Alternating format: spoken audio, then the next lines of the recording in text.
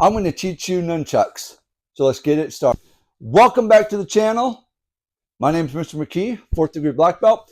I'm going to show you the nunchucks. I'm going to teach you the first move that I got taught, and that's this triangle strike.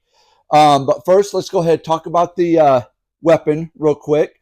Okay, so these are called the nunchucks, or the nunchucks, or in my language, which is Korean, that's the style that I train, more a Tung Sudo style, a little bit of Taekwondo. These are called the Sanjabongs. All right, so the three different names for this, just in different languages. But let's just call them nunchucks to make it easy for everybody. The nunchucks. These are practice ones.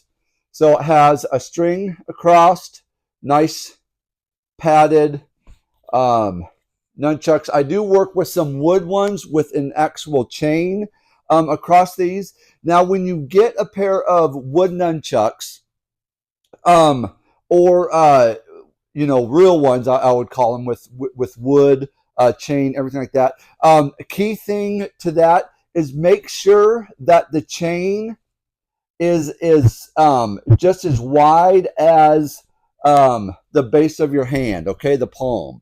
If it's any longer, you're going to have trouble doing the turns and the flips and everything. And it only maybe take one or two links out of it. That's what I had to do with mine. But with that, it should be pretty easy to fix and then train with, okay? All right, so now how to properly hold these things is you want to choke up on it, just like this, as close to the chain or the string as possible. If you have a pair of practice ones, then it's the string. Choke up on it as far as you can right there. You don't want to have it this way because then it's harder to control and you can't do the flips that you want to do because it just doesn't line up. If you have it here and you want to do the flips, it's easier because the string rolls over the back of your hand, and then as this flips around, then you just grab that one and then bring it back around, and you can do other things as you do it. Okay, so here, here, here, here. You can twirl them. You can do all kinds of fun stuff with this once you get the measurements and the proper grip on them.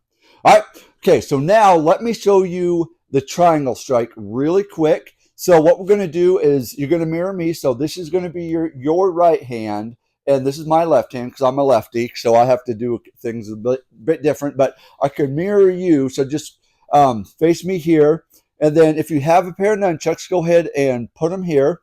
Take a step back with your right foot just in a nice sparring stance, comfortable stance.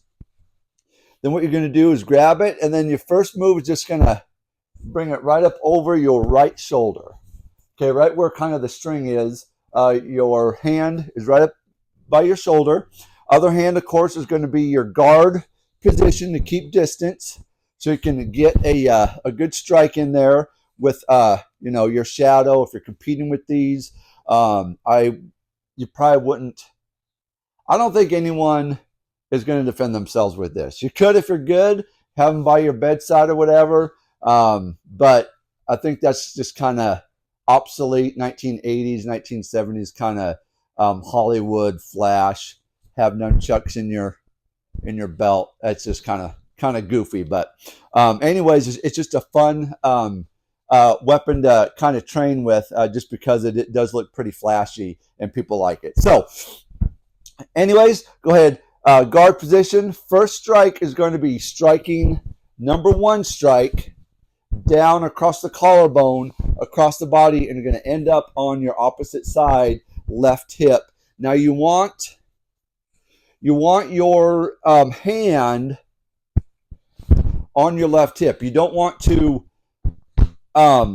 hit yourself with the loose part, with the striking point of the weapon. You don't want to hit yourself here. You want to kind of let it wrap around the back end where your belt is, and it'll kind of start losing momentum, but your hand is the point that you need to hit, so it wraps around the body and it doesn't start hitting you. And then make sure it comes around vertically or horizontally. You don't want it coming up this way and striking yourself in the back. I've done that lots of times and it just doesn't feel good. Even with these, you can bruise your back pretty easy. So you want to be careful with that.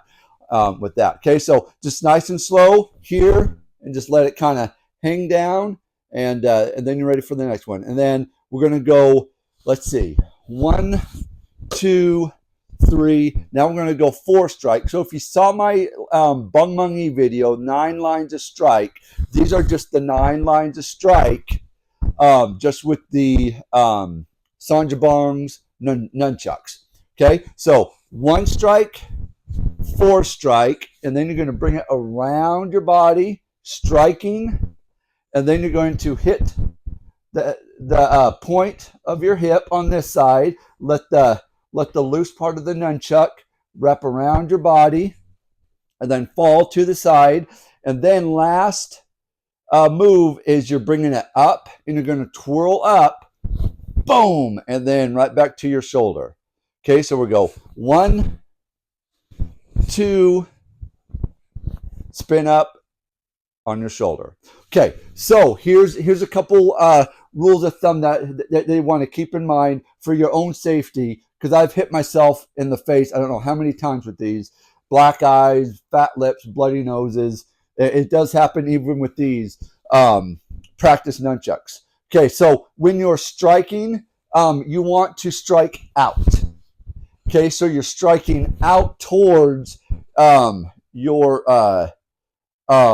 shadow. If your competition, testing, stuff like that, that's what we want to see is you strike out, bring it in, strike out, bring it back in. Okay, so it's out, out, spin up, out, and then back in.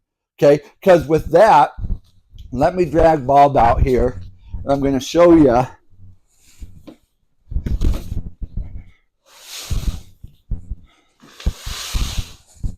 I think Bob is heavier than I am. I think I put 200 pounds of sand in him. Okay, so now why you don't want it close is your loose side of the weapon bounces back. Okay, so if you come here, it's going to bounce back. It's going to you're just going to create a tight spot for it so the weapon can't flow